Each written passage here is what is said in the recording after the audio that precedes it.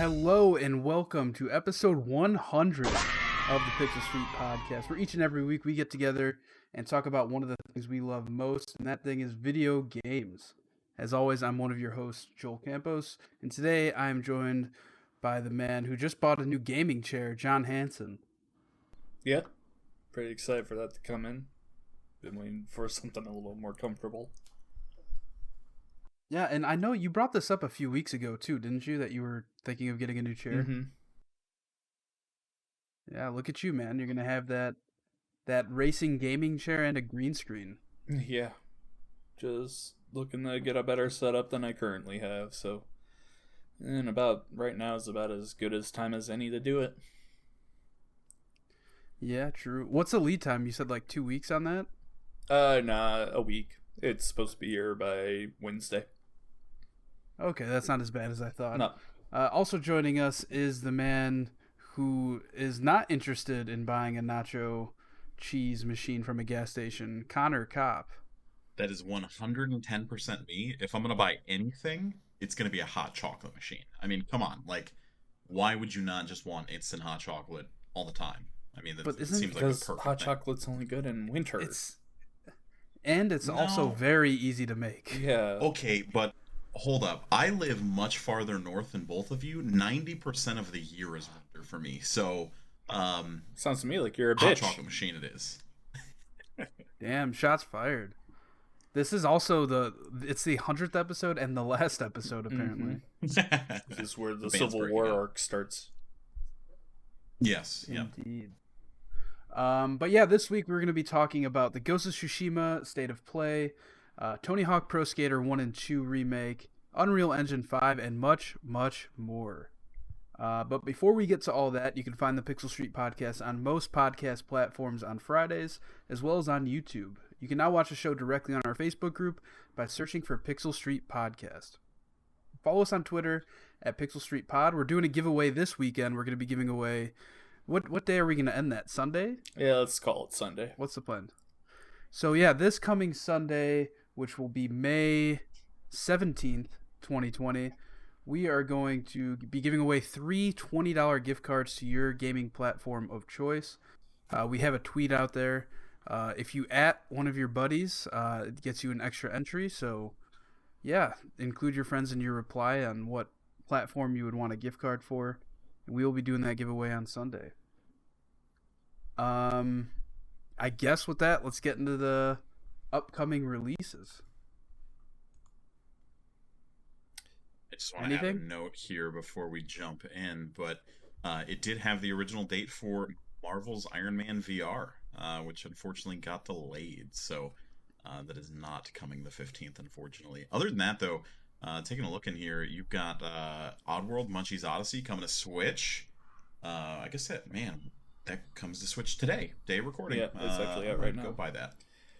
Golf with Your Friends comes to Switch this coming Tuesday. I believe that, yeah, that's the same release date as on Xbox and PS4, I believe, as well. So if you're looking for a fun mini golf game to play with your friends, definitely give that a download. It's already out on PC. It's been there for a while now, and it's a really fun game to watch and everything.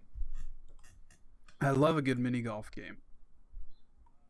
Side note on Iron Man VR, it's now coming out July 3rd is the new release date. Man, they announced everything's delayed. 2020 is delayed. All of just wait till 2021, according to Phil Spencer.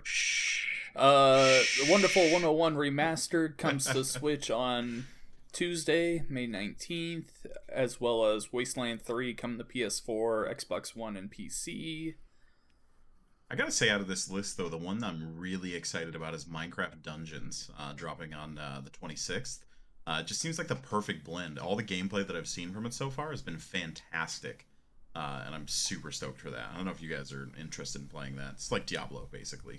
Yeah, I'm definitely gonna play, especially with it being on Game Pass day and date with the release. So I'll definitely be playing that with friends. Absolutely. I think that's it. Yep. Yeah, not much going on right now. We're getting closer and closer to some big releases, starting here next month. So yeah, I guess starting next month we'll have a lot more to talk about, but we'll see. Dates I think right now are tentative still, even if they have been pushed back already. Oh yeah. Anything can happen. Yeah, with that, let's get into what we've been playing. Well, let's just talk about Apex. We've been playing Apex season. We played last night. How are you guys liking the new season so far? It's pretty good. I love Loba. She's definitely one of my favorite characters so far. Um, I'm not sure how I feel about the redesign to King's Canyon yet, because it's so fresh and everything. It's definitely different. I don't know if that makes it better or not. Yeah, that's the hang up for me, is that the map is just very confusing. And like you said, it is super fresh. Maybe it's just a bit of a learning curve, but it just seems much more convoluted and harder to learn. Like, there's stuff everywhere, whereas original King's Canyon had like defined areas. There's buildings everywhere on this new version, and I'm not sure if I'm a fan of that. Yeah. Yeah, as somebody who I haven't played Apex consistently since it launched essentially. I've played here and there, but I probably haven't touched a game in 6 or more months at this point. And when we did yesterday, obviously I knew that the map had changed because of the new update. But yeah, it definitely seems like there's a lot more stuff. There's really no open areas. Mm-hmm. No. And then also they added in the new, what do they call it, season quest thing or whatever. That thing was a complete letdown to me. When they first announced it, I'm thinking, oh yeah, okay, even more challenges, something to learn more about some characters' backstories, probably Loba and Revenant, since everything revolves around them right now. Nope, it's just simply play every day, get a treasure pack, and as more unlock as time goes on, and all you get is like text on screen of people talking. Like if you go in there right now and go to the quest tab in the battle pass, it's literally like 15 slides of the characters talking about what Loba's looking for, and it's just some treasure. That's disappointing. Yeah, it's yeah, not really good. Like, it's not even voice acted or anything. It's just text. Not a fan of it.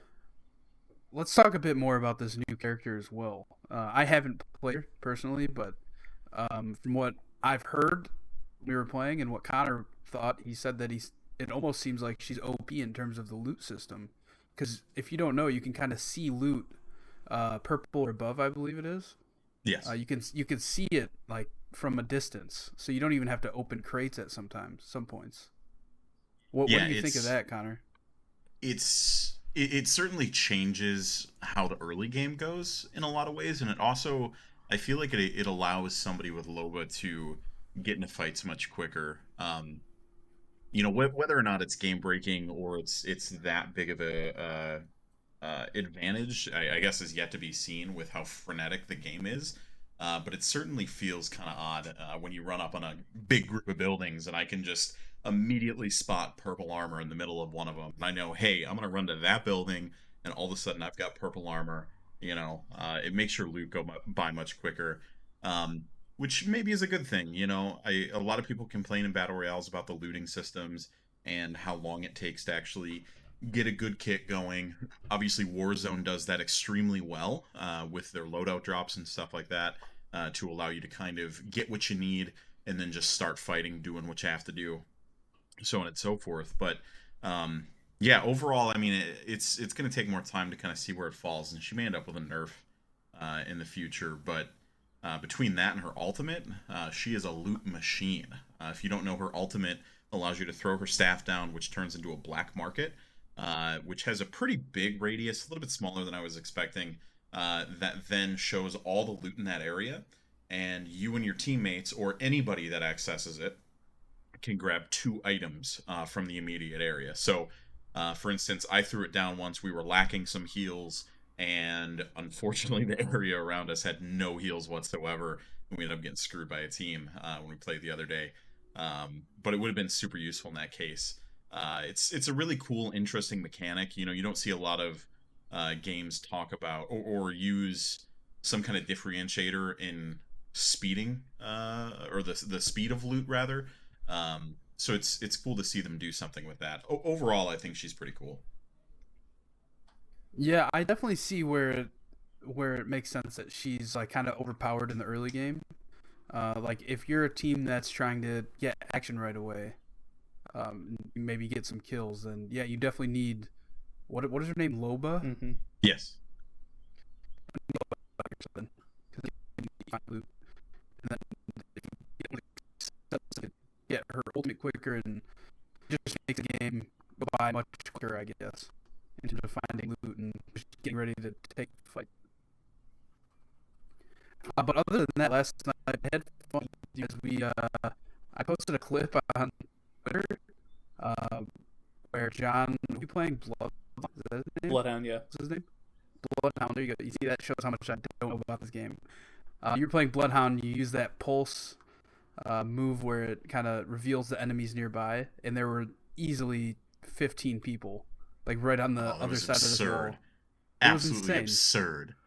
And it was nowhere near the beginning of the game. It wasn't like we dropped in hot zone or anything. It was literally just we ended up at the top of a hill and we're halfway through the game, maybe even 3/4 of the way through, and all of a sudden there's everybody, and then it just a shit fest commenced. It was absurd. It was great. I had a freaking blast with it, but oh my god. Yeah, that was intense. I looked at the clip and I think there were 33 people left in the game. No. So Jeez. yeah, that was intense. But yeah, it was fun. I'll definitely retweet that on the Pixel Street Twitter account. I forgot to do that. But yeah, other than that, you can find us, when we're streaming and stuff. Our respective Twitch or Mixer accounts, and I'll probably be posting those videos on the YouTube and the Facebook page as well. Yeah. Anything else you guys want to say about Apex in the new update? No. All right, John. What else have you? What do you got to say? No, I think it's super interesting they brought the Mastiff into the regular meta, and I like that they keep doing small changes like that, but looking back on it, you gotta wonder what the roadmap for the future looks like. John said obviously this event is pretty lackluster in terms of kind of connecting the dots on the larger universe, and that seems to kind of be the theme that they've adopted this whole time. Like, obviously Fortnite is doing some incredible monumental stuff with their platform, and it's hard not to make that comparison, even though Epic is such a larger developer. But you gotta wonder, is this model of drip feeding content just, is it sustainable? I mean, it's effectively been the same thing with different skins, or slight map changes for a while, and I worry that a lot of people are going to get burnt out on that formula and kind of fall off. I don't know if you guys are feeling the same thing.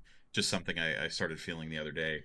I would like to see some, maybe, I don't know, bigger changes, bigger events, something. It just starts to feel a little samey after a while. I mean, for me personally, I haven't really played the game or kept up with it, so I don't really know all these changes. The only thing I really keep up with is every time they add a new character, I kind of just watch that trailer and kind of watch videos and see what their new moves are. But yeah, I mean, I don't know how else they could connect it with the overall world that is the Titanfall universe, right? Yeah. So yeah, I'm not sure. I have an answer for you there. But yeah, it's definitely just seems like they're going down the route of Fortnite right now, in terms of just updating the map here and there, and then I don't know. Have they updated the map every season? Like made drastic changes? Not every Just season. about. But yeah. Yeah, there's been a few where they haven't bothered, but mostly it's been map changes, they did add the new map, which is great. But honestly, Kings Canyon was such a good map from the get that I was pretty disappointed in the new map when it hit. I don't know. I just don't know if they're not doing enough to make it feel new and reinvented, like some of the other games out there. Obviously they throw in different modes from time to time, but I'm worried it's not enough. So I don't know. Just thinking out loud on it. I still love Apex. I think it's a great game, but I really would like to see them do more with the formula. Yeah, I definitely had fun playing yesterday, and I plan on playing this weekend with some friends. So, moving on, John, what else have you been playing? So I started Assassin's Creed Odyssey recently, and I like it so far. It's probably one of my favorites in the series. Um, it's just got really good combat in it. I love the decision making in it. The writing is fantastic. They did a lot of smart stuff in there. However, that being said, the game is just way too big for its own good. It feels big just for the purpose of being big. There's a lot of stuff that makes it start to feel samey after a bit. Character models and animations are really stiff a lot. Like, there's not very much movement at all between models, which is kind of funny at moments, but when you look at this as like a huge AAA game that it really is, it's kind of disappointing just seeing how stiff all the models are, and some of the models just really aren't that good looking, while the environment just looks gorgeous the entire time. But overall, I really like it. It's a good game. I'll have it beaten and everything before Valhalla comes out, and yeah, we'll see what I have to say at the end. Yeah, for me, it was one of those games where I tried doing as much of the side stuff as I could, but then I just got to a point where I was kind of burned out on it. I was like, all right, I'm like 10 hours from beating the main story. So I just started mainlining everything. And I only did side stuff from then on when I had to for levels and stuff. But I definitely enjoyed the game. Playing through it made me very excited for the next one.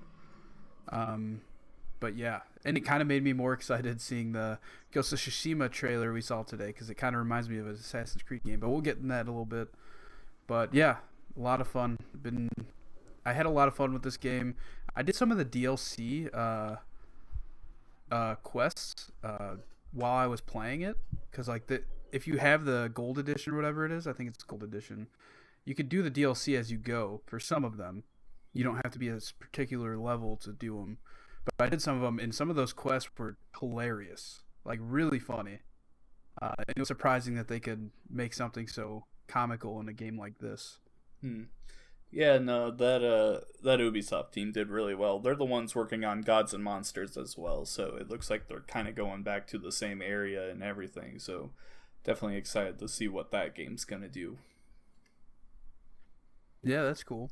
Did you ever beat Assassin's Creed Origins? I know you were saying you wanted to play that. Yeah, I made myself play it before I played this.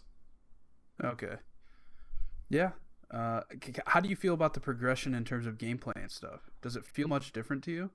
It took me a bit From to Origins get used Odyssey? to, because I'm just so used to traditional Assassin's Creed gameplay. I've played everything else in the series. Um, I don't know. It was feeling samey, but also it really wouldn't need that revolution in gameplay if they weren't making this every year on end like they were for a while there. So I don't know. It is what it is. Yeah, because oftentimes when people talk about Odyssey versus Origins, they bring up that like a lot changed between the two, and in my mind, it really didn't. It just seemed kind of like a natural progression in terms of gameplay and stuff. So I don't really know where they're getting that from, but Well, they're definitely huge. different from games in the past. No, yeah, for sure. But I mean, between Origins and Odyssey, Yeah, people have made that comparison before, and honestly, it seemed like yeah, they seem the a same pretty to natural me. progression. Yeah. One thing I'm very excited to see with Valhalla, though, is apparently they're going back to the one-hit kills with assassinations going forward in Valhalla. I'm really excited That's for that awesome. because I hate leveling up the assassination stat in Origins and Odyssey. Like, I just want to, if I'm sneaking up on people, getting the drop on them and everything, I just want to kill them with one swift move. I don't want to Yeah, put my most powerful attack on them and only take away about half of their health. yeah. Sometimes not even. Yeah. It'd be like a third. Yeah, that's definitely frustrating. But yeah, definitely excited for Assassin's Creed Valhalla. Even though the new news or whatever that came out saying Xbox One X will play 4K 30 frames per second at a minimum, like I get it, you know what I mean? But at the same time, like people are making a huge deal about it. I don't think it's going to be that big of a deal. because I'm sure that there will be a 60 frames per second, 60 frame per second option in the game. It might not just might not run at 4K. But we'll see. The only other game I've been playing is Gears Tactics. I played a few missions of that. That game is fun. You don't really have to think too much while playing it. Like, yeah, at times you do, in terms of like closing the locust. What are they called? Locust holes? What are those things called? Emergence holes? E-holes? Yes. Yeah, E-holes. So yeah, time you gotta think about that, but like in terms of timing and when to throw a grenade in there. But yeah, I just found it kind of therapeutic to play that. Have you played more of that, Connor? No, I've been staying off of it. I've been hitting the Destiny grind again, pretty miserably hard, and I'm not ready to talk about it. But yeah, no Gears Tactics. I mean, what I played of it so far, I certainly want to go back and finish it. It's fantastic. Question for you: have you made it to the, I guess, first quote unquote boss? You would know it if you got there. Okay, definitely not. The last mission I did, I like went to some.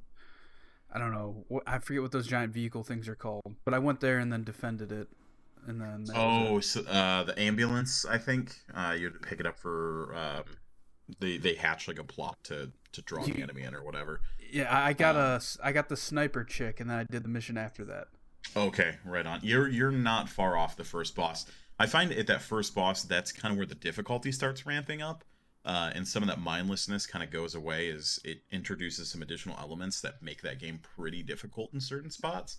Okay. But overall, it starts getting really good at that time too.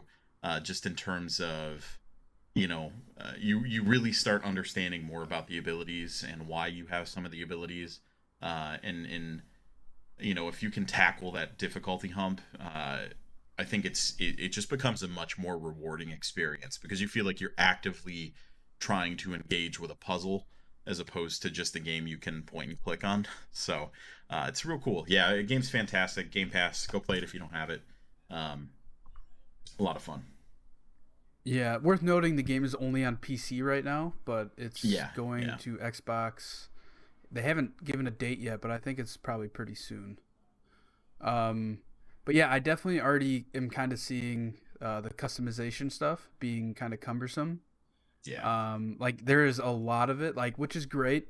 I think it's cool that there's a lot, but to go through all of your chests and re-equip pretty much everything, like every person's going to have at least one or two things that they can upgrade at any given time. It takes a lot of time in between each mission. It's just too clunky to provide a really smooth experience for that. Yeah, and I didn't realize that there was a skill tree until I was like 4 missions in. Yep. Like I kept seeing like, the person's red, and I would click on them like, I don't see any gear to put on.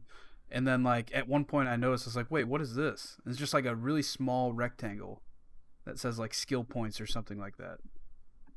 But yeah, I'm still enjoying my time with it. I love the Gears franchise, so I'm sure I'll end up playing through all this. I don't know how long it'll take me, but slow and steady, I guess. Is that all we played? I started playing Pokemon Silver again on my 3DS, and just a quick shout out to that game because it is still one of the best Pokemon games ever. I never played Gold or Silver. Oh, you missed out. Was there a third one for those? Crystal. I don't think I beat it. I remember playing it though. Second generation of games, it took such a huge leap forward for the series. It included pretty much the entire first game in it.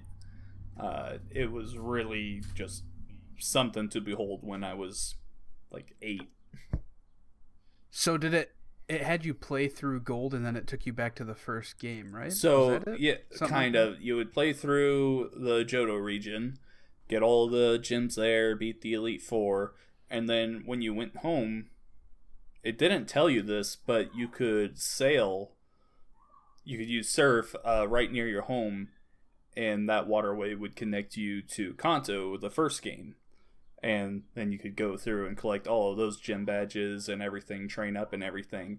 And then at the end, you could go and find Red, the protagonist from the first games, and battle him and all of his super maxed out Pokemon. So it was so awesome. Definitely just one of my favorite memories growing up was playing through those games. Yeah, it sounds pretty in depth. I feel like no game would do anything like that now. Oh no. Yeah. I know like what everybody's dream is that like Grand Theft Auto 6 or whatever is kind of like you just get on a plane and fly to with San Andreas or whatever. Nah, Vice But City. well, yeah, that's the thing is like what people would want is that like you're playing in one city and you could just get on a plane and fly to one of the other maps, which would be Okay, I fucking gotcha. insane. Yeah, that I don't know. There's nothing we know about GTA 6, so Oh, I know. And we probably won't for a while. yeah. And when we do, it's gonna be a random Tuesday. Yeah. Like we're not gonna hear any speculation about it at all. It's just gonna show up. Yeah. 5 years from now. Yeah. All right. Cool. Yeah, I'm excited to hear. So what's your starter Pokemon then? Oh, Cyndaquil. I'm always a fire type starter. Gross. Absolutely gross. If it's not Totodile, it's not correct. I mean, that's how it works. Nah, Totodile's a little bitch. Tell that to Feraligatr, you I will. fire-loving weenie. I will. Well, you little jagged tooth. Listen, water Pokemon are the best, period. Joel, where do you lie on this, or are you a stupid grass user? I lie in reading the first news article because this could go on for hours between you two. It's true. First news article comes from The Verge. You can watch 18 minutes of new Ghost of Tsushima gameplay footage. So today there was the Ghost of Tsushima State of Play. So we got a bunch of gameplay from that. It's really the first gameplay I think we've seen, like I guess in-depth gameplay. I think we saw like Yeah, we've seen gameplay years before. ago. Yeah, this is the wasn't first that bad. significant tidbit that they've put out since the reveal. Yeah, so kind of what do you guys think of this? I think the game looks beautiful, first of all. I like the kind of waypoint system where it's not just like a line on the ground or like an arrow at the top of the screen. They kind of use the wind where it counts you in the right direction. If you hit a certain button, it looks like the D-pad or something. Yeah, it's just a new way to have a directional marker on it, which is cool. But it's not really anything revolutionary, I would say. Oh no, that's not what I'm trying to say at all. Yeah. I just think it's cool because it almost feels like there's no HUD at times. Yeah, which is a good which thing kinda makes because it- there's just yeah. not enough games that really that don't hold your hand that much. Yeah, it makes it really cinematic. Mm-hmm. But what do you guys think of the? John? Did you watch? I know Connor just watched it. Yeah, I watched it. What do you think of it? I know you weren't too excited for this game. Yeah, I mean, it looks cool. It looks really good. Gameplay looks fun. They really went deep into the combat. Yeah, no, I mean, I don't know if this is. I'll probably give it a try when it comes out, but it's just not something that's really on my radar this year.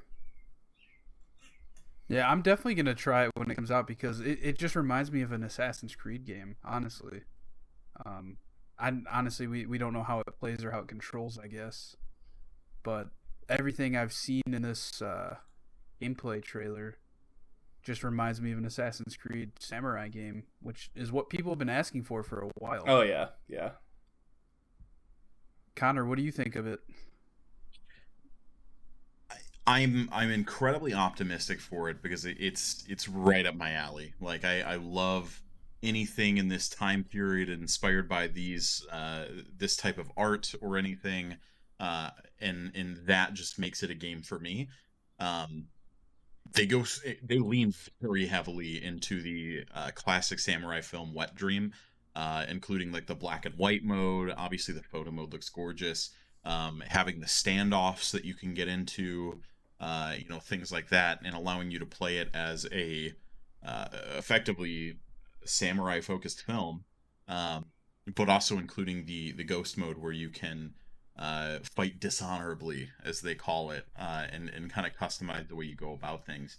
That being said, I had a weird feeling watching this that I hadn't had up to this point, and I don't know if you guys feel it at all. I don't know if I'm going crazy or what it is, but I really feel like all of the PlayStation Studio stuff has begun sharing so much DNA that things are getting so similar Mm-hmm. that it's starting to get hard to distinguish stuff. Like when this first opened, I just immediately had the vibe of Horizon Zero Dawn with the big open fields, the trees and the grass blowing in the wind.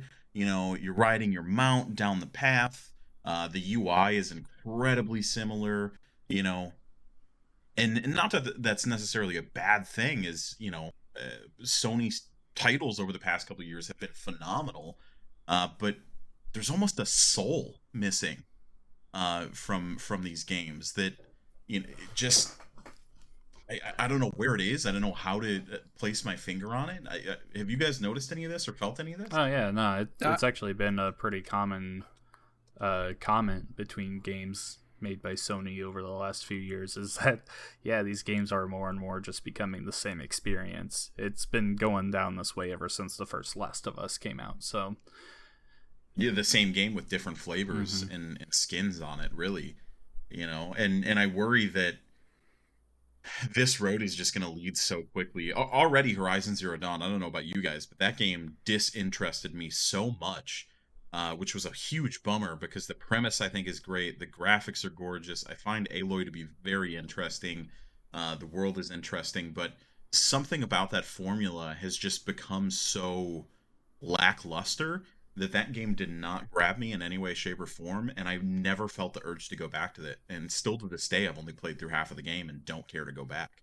And it's weird. I don't know. I don't know if Sucker Punch has found a way to break that formula and steal just enough DNA to take the meaningful parts.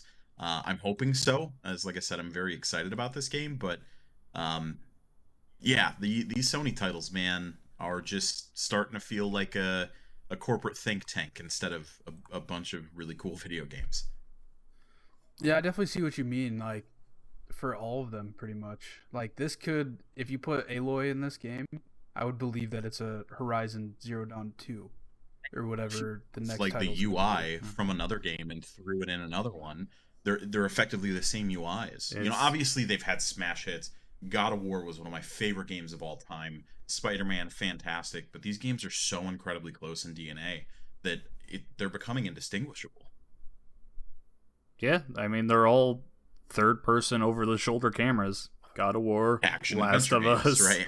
Like, it's all of these games are going down this route. Yeah, and it seems like even like onto like exclusive games are kind of like that, like with Death Stranding. Yeah. It's another over the top, and that's like a big release for Sony. Big open world exploration, quiet protagonist with some kind of reason for having to go on an adventure. Not to say that a lot of other games do it, but I feel like they change it up enough. Maybe I'm spending way too much time on it, but it irked me in a way that it hadn't quite irked me before with this title, and it kind of killed the hype a little bit for me. I'm a little upset. So hopefully they find a way to string it together and kind of avoid some of that. Again, I think the gameplay is gorgeous from the looks of it. They've certainly nailed that aspect of it, and I hope it certainly lends itself to a fun experience. But above and beyond that, let's hope it just doesn't get trapped in the same Sony box. Yeah, part of me is also just glad that they have a photo mode. At least they brought it up, so I'm assuming it's going to be there at launch. But I feel like the game and the photo mode comes out and everybody's beating the game. And right. Like, I'm not going to go through and play the game again just to take pictures in the game. You know what I mean? Yeah. But yeah, I mean, I'm definitely excited to try this game out. In July, I think it is. I forget the exact date, July 17th or something. But yeah, I mean, that's assuming I beat Last of Us by then. I'm assuming I will. I think I'm going to take that day off work because it's my birthday week that Last of Us comes out. But yeah, definitely exciting times for PlayStation fans, I guess, with these exclusives coming this summer. Who was next one? I'll grab it. So earlier this week, Jeff Keighley threw on a Summer Game Fest reveal for Tony Hawk's Pro Skater 1 and 2. This is from Michael McWhorter of Polygon. The first two Tony Hawk's Pro Skater games are coming to modern platforms with a remaster called Tony Hawk's Pro Skater 1 and 2. Publisher Activision announced Tuesday. Tony Hawk's Pro Skater 1 and 2 will be released on PlayStation 4, PC, and Xbox One September 4th. Vicarious Visions, which remastered the first 3 Crash Bandicoot games for 2017's Crash Bandicoot Insane Trilogy, is developing the new Tony Hawk Collection. The remastered collection will include the original levels, Pro Skaters, and tricks from Tony Hawk's Pro Skater and Tony Hawk's Pro Skater 2, as well as tricks from later games like the Revert, Lip Tricks, and Wall Plant. The Tony Hawk's Pro Skater 1 and 2 will also feature a large majority of the original soundtrack.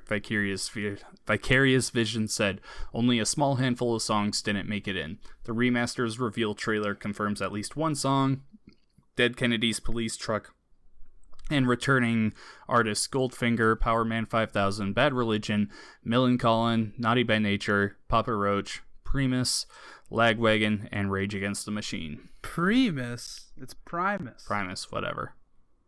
Come on, man. Never heard of him. Ouch. So yeah, it looks good. I mean, what else can you say? It's a remake of the first 2 games, and I'm definitely excited to give it a try. I loved Tony Hawk Pro Skater growing up, so definitely happy to have the good games in the series coming back. Yeah, I'm just glad it's happening, really. It's been such a long time since we've had... obviously Tony Hawk's Pro Skater 5 was a thing that crashed and burned, but it's really exciting to see them return to form and bring back arguably one of the best sports games of all time. Arcade sports games of all time. Yeah, I'm just excited that it's Vicarious Visions doing it, because they're going to put the love into the game that it deserves. Because they did, what does this say? Oh yeah, Crash Bandicoot Insane Trilogy, and I think Crash Team Racing as well, right? No, that was Beanox. But they also, they were the original developers of the Game Boy ports back in the day. So they've had experience with the games before. Yeah, definitely excited for this to come out. I saw that the what is it, like the collector's edition of the game or something, comes with a skateboard deck. Yeah. I'll pass. I'll just get the game. Oh yeah, I completely. And at $40, I think that's such a good deal. Mm-hmm. Like, I was fully expecting it to be $60.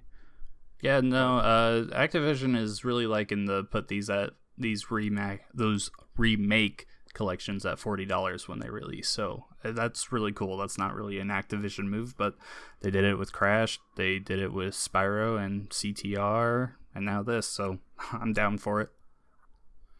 Yeah, definitely very, very exciting. Now give us Tony Hawk Underground 1 and 2 remastered. Nah, I think next will obviously be 3 and 4, because those are largely seen as the best in the series. No, Thug 2, all day, every day.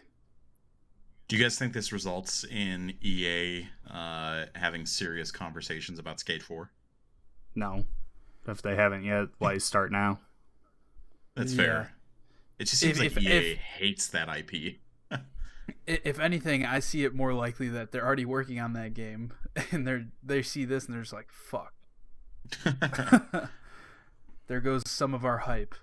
Beat us to the punch. I'd still be very excited for Skate 4, though. I love those games. But yeah, moving on. Connor, you want to take this article?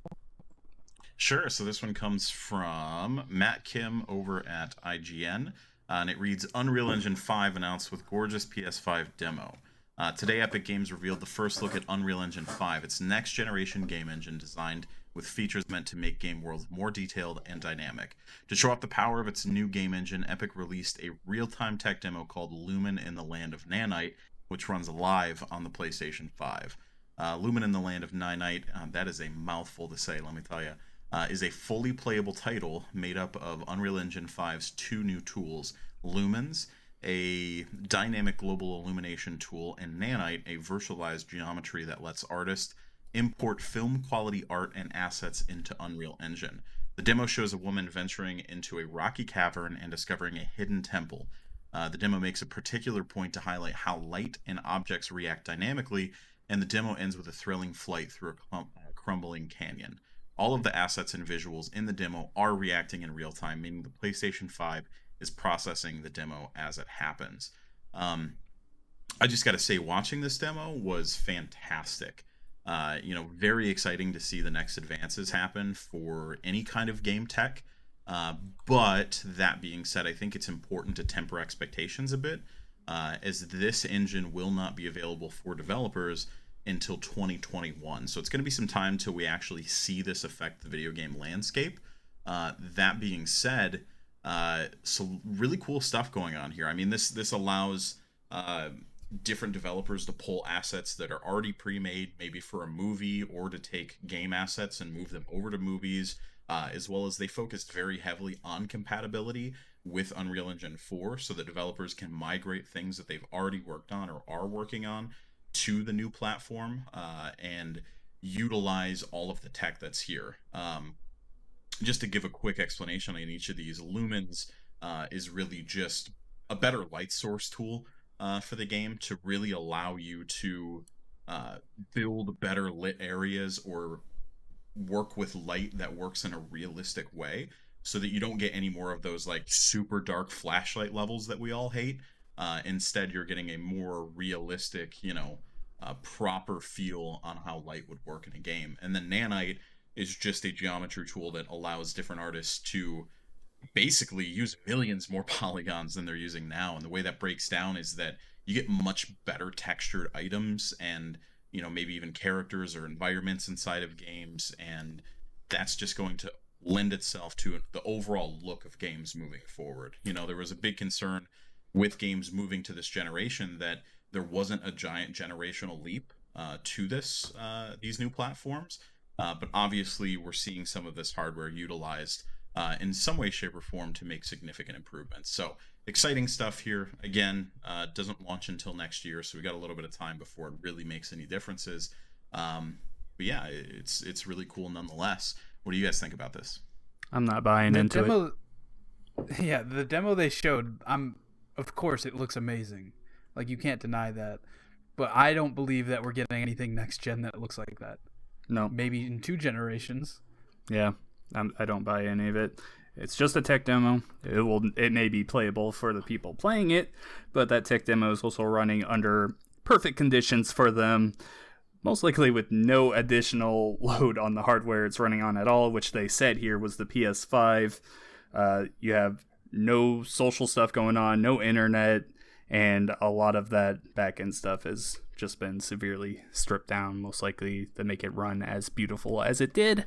I've been seeing some questions coming out from the God of War art director of all people, the guy that works at Sony, saying, yeah, no, you're not gonna get a 30-hour game with this kind of fidelity. Like, it's just not gonna happen. That doesn't mean every game needs to be 30 hours. Like, it's completely fine for a smaller game to adopt something like this, but I have a lot of questions about this. I never get excited for tech demos anymore. There's just, everyone is like, as soon as this came out, you had all the Sony fanboys like really going out and saying, oh yeah, Xbox has nothing, blah blah blah, this totally beat Inside Xbox and everything. To me, this is on the same level of all the Inside Xbox reveals last week. Like, it's cool, not really exciting because this isn't a game. So I don't know. Yeah, everything I've been hearing is that this is more for like game developers. Yeah, it is. Apparently, it cuts down on a lot of time and frustration that they have with making a bunch of these assets for games. So while we might not see anything like this, it's still going to save, probably time and money for them in terms of some of this new technology in the new Unreal Engine. I also think one of the most important takeaways from this is that, with any new tech, whether it's got a fantastic take on compatibility or not, it takes time to learn those tool sets and to really understand what the limitations of it are, what you can actually achieve, and really to get a much better throughput from a new technology. So I think that even though this is exciting, we're certainly going to see improvements. Do I think that things are going to look as good as this tech demo? Absolutely not. Tech demos are tech demos because they're just meant to show off what the tech could potentially be capable of, and realistically, you never see that in actuality. However, I do think this certainly is going to bring a lot of really cool stuff, nonetheless, to some of these platforms when it does start becoming more widespread and adopted. It's just mostly exciting to hear that. Again, there's advancements, there's things happening, but I totally agree with John. Don't get too hyped up, as you're not going to see games like this for a long, long time, if ever. Yep, completely agree. All in all, though, it's pretty exciting to kind of see something like this as being possible at some point. Yeah, because it does look very, very good. I think it's more proof of concept for the solid state drives than anything else. They talked about streaming in textures and stuff at a rate that they've never been able to before.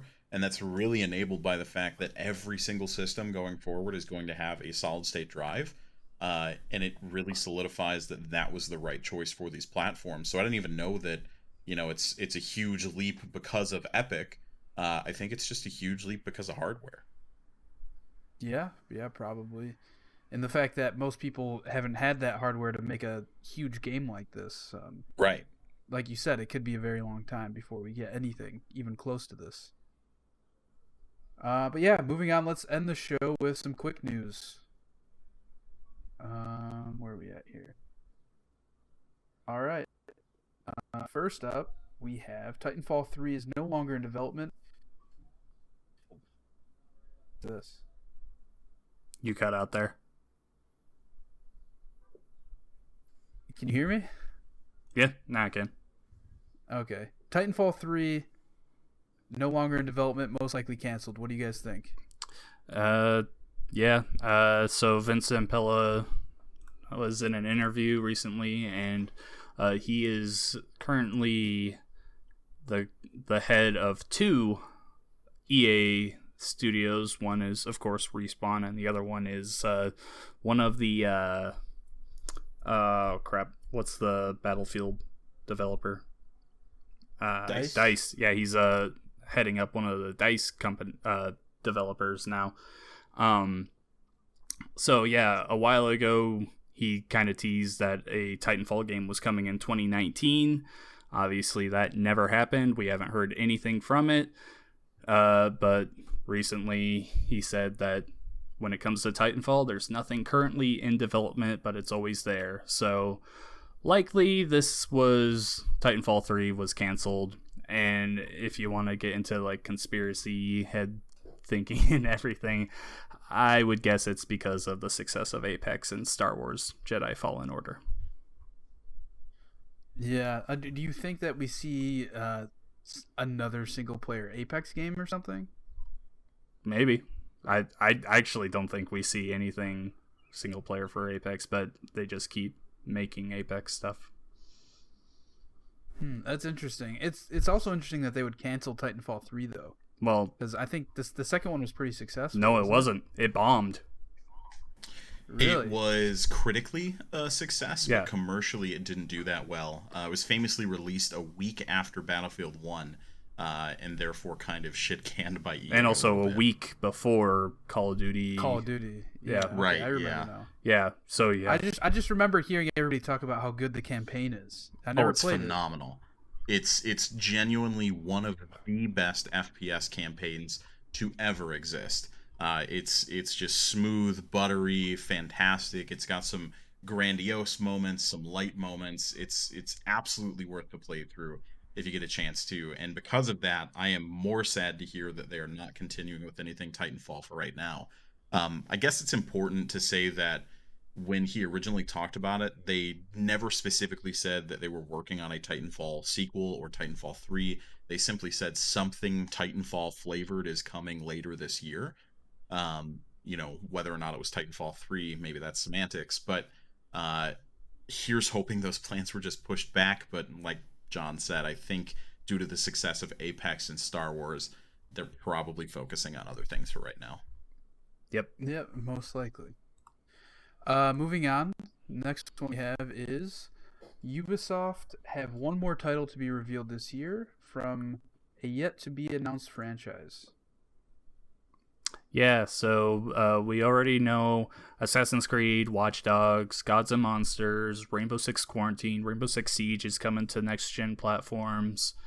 Yeah, Ubisoft have a lot coming out right now, but they've got one more reveal that will probably be shown off at Ubisoft Forward next month, 2 months from now. I think it's July.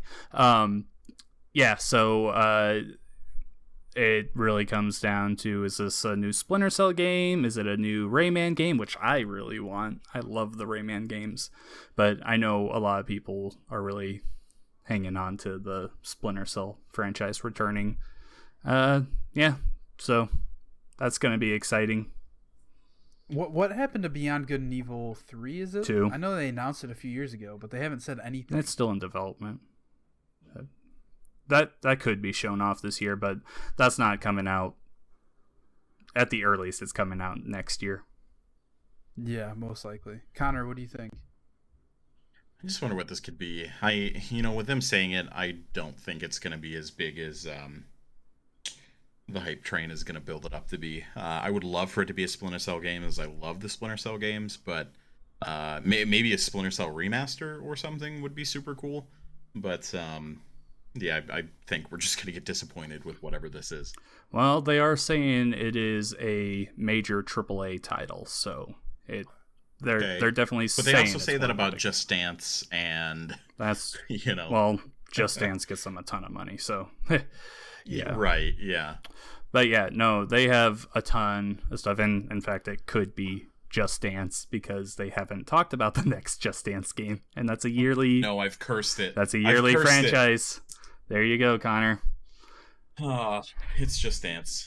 But there's Just Dance Greatest Hits. Just Dance Forever. But there's also a chance that it's a new Far Cry game, or, well, we already know Skull and Bones, but that's probably going to be shown off at some point too. So I don't know. Ubisoft has a ton of stuff on the way.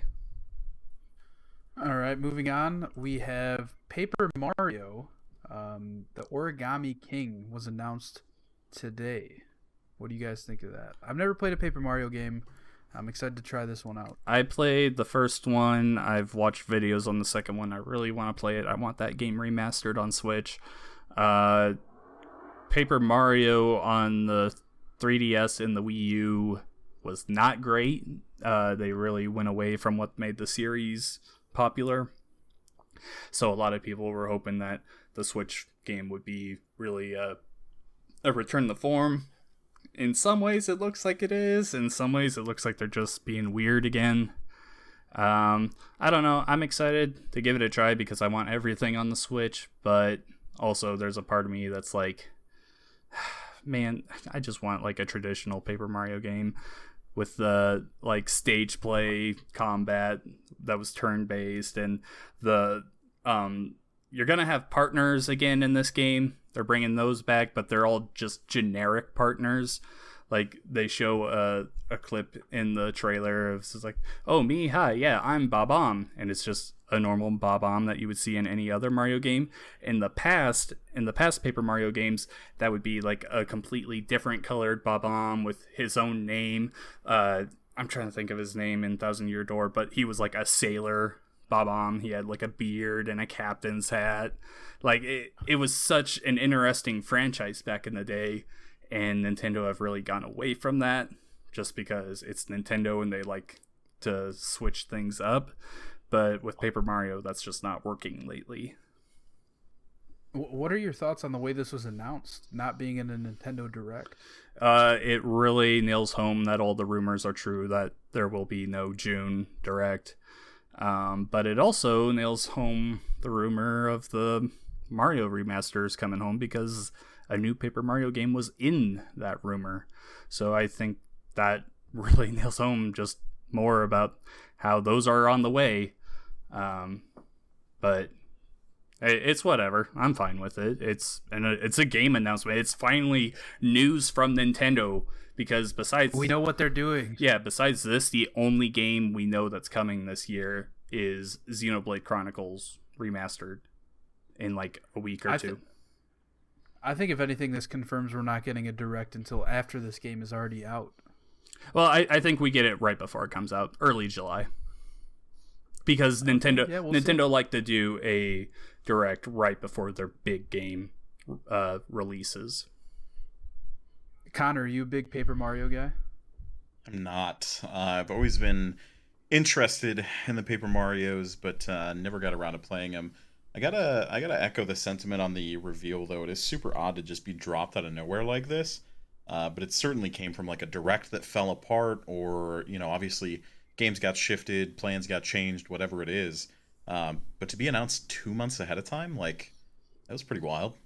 Well, the way only 2 months. The way this trailer was set up was like how they do their directs. So I think this was originally going to be in their June direct, but they stripped away the audio of people talking about it and like really saying what the game is, like they do in every direct, and just released it like it is, because you're not going to go into July if you have that direct in early July and then announce a game for 2 weeks out. You need to have this time to build up hype, to build up the marketing, and really get people pre-ordering the game. Definitely. All right, moving on. Wow, this is a very low-res picture. But Phil Spencer says that the impact of COVID-19 on games will be felt in 2021. Yeah, he said that this mostly has to do with the bigger teams, the mocap teams, the symphonies. Like, you're just not gathering in big groups right now. So these big teams that are working on these huge AAA titles with the mocap and the giant orchestras, like, you're really not going to see much from those in 2021, because no one is doing any of that right now. Yeah, I mean, it makes perfect sense. Connor, what do you think? Yeah, same thing. I mean, obviously we've already started feeling a lot of effects for this, but as game development is something that takes such a significant period of time, some major hiccup like this will honestly be a ripple that lasts for years to come. I don't think we're only going to see a lot of delays and plans thrown off. Granted, we may not know a lot of it and may never see a lot of the effects ourselves, but it's certainly going to be there in the industry. Games that were planned for end of this year to be revealed are definitely pushed back, so on and so forth. So I don't think it affects just next year. It's just going to continue, and it still sucks. Yeah, we could really be seeing titles coming down the pipeline that had a lot of features cut from it that were normally planned. Certainly. Things scaled back from whatever grandiose scale. I mean, the ones that immediately come to mind are like Halo Infinite. Obviously Microsoft's huge title for this year, which classically has a huge orchestral symphony, a lot of mocap and stuff going on, and a lot of that could be scaled back because of it. Well, the good thing for them is that by this point, I would think that stuff is already done for them. What I would be more worried about is Hellblade 2, because that is a game that it really relies on all of that. So Halo Infinite, I'm not too worried about, but Hellblade 2, most likely I would think is seeing a delay in the future. But the good thing for them is they never announced when it was coming out. Yeah, definitely unfortunate, but necessary for some of these delays. And last but not least, there was an Overwatch anniversary event announced. John, Overwatch Minute. All right, so yeah, the Overwatch anniversary event happens every year in May, because this is the time that Overwatch released in 2016. They bring back all of the old events and everything and put them on a rotation in the arcade mode. So if you haven't played any of them, now's the time to go back and play them. I just really wanted to bring this up because the events lately have been like really stripped down and everything, because they're really focusing on Overwatch 2, which is coming out at some point, who knows when. But they showed a little clip of Roadhog doing a new dance, so hopefully all of the characters are getting new dances. They always give characters' dances in this event, but it's only been one dance per character for the longest time. So Road Dogg getting the second one really has me excited to see if they have more. And also, while we were recording, they showed off a new Ash skin for the event, which is a Little Red Riding Hood. So it's Ash as Little Red, and then Bob, who's her ultimate in the game, is the big bad wolf in the grandmother's clothes, and it looks amazing. I'm so excited to give that a try.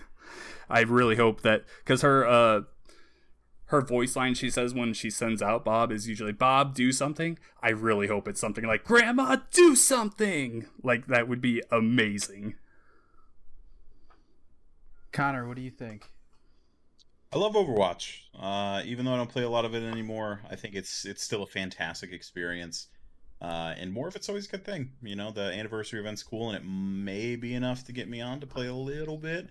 I don't want to say that too loud because John might hear me. But you know, it's always cool stuff that they're doing. I'm just so glad to see them still supporting something this far on in the future. You know, it's real cool, and kind of paves the way for other developers to see that it's okay to support an older game. People will still play it. People will still buy stuff for it.